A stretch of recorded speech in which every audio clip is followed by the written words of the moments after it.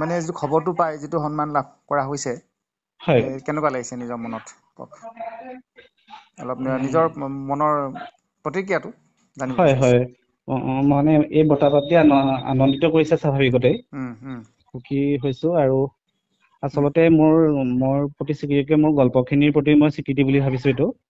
মই যিবোৰ মানুহৰ কাহিনী কৈছো বা যিবোৰ চৰিত্ৰৰ কথা লিখিছো সেই কাহিনীবোৰৰ প্ৰতি সেইখন সমাজৰ প্ৰতি বা সেই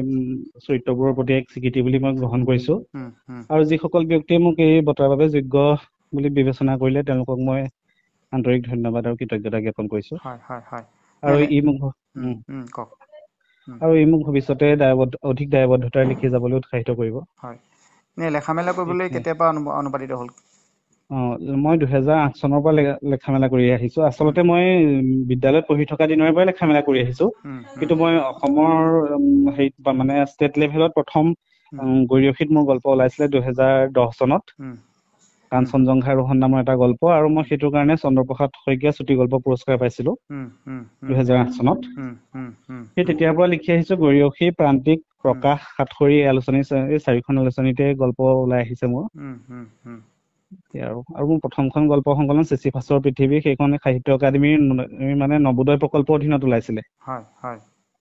তাৰ পাছত দ্বিতীয়খন গল্প সংকলন কুচিয়ানামা পূৰ্বায়নে উলিয়াইছে হয় হয় আৰু এইখনৰ কাৰণে পুৰস্কাৰটো পাইছো সাহিত্যৰ ক্ষেত্ৰত ভৱিষ্যত পৰিকল্পনা সাহিত্যৰ ক্ষেত্ৰত মই গল্পই লিখিম গল্প লিখি আটাইতকৈ বেছি ভাল পাওঁ তাৰ পাছত অনুবাদৰ কামো কৰিম মই ইংৰাজী সাহিত্যৰ ছাত্ৰ আছিলো গতিকে 2খনমান কিতাপ অনুবাদ কৰিম বুলিও ভাবি থৈছো আৰু সাহিত্য বিষয়ক প্ৰবন্ধও লিখাৰ পৰিকল্পনা আছে মই যিহেতু শিৱসাগৰ জিলা সাহিত্য সভাৰ সম্পাদকৰ দায়িত্বত আছো আপুনি হয় শিৱসাগৰ জিলা সাহিত্য সভাই হওক বা অসম সাহিত্য সভাই হওক আপুনি কি আহ্বান জনাব মই নিজেও সাহিত্য সভাৰ জীৱন সদস্য গতিকে সাহিত্য সভাই সাহিত্যক অধিক জনমুখী কৰিব সৰ্বসাধাৰণ মানুহৰ কাষলৈ আৰু অধিক চপাই নিব মানে সেইটো আগতে যিটো সাহিত্য সভাৰ প্ৰতি মানুহৰ যিটো আদৰ সমাদৰ আছিলে সেইখিনি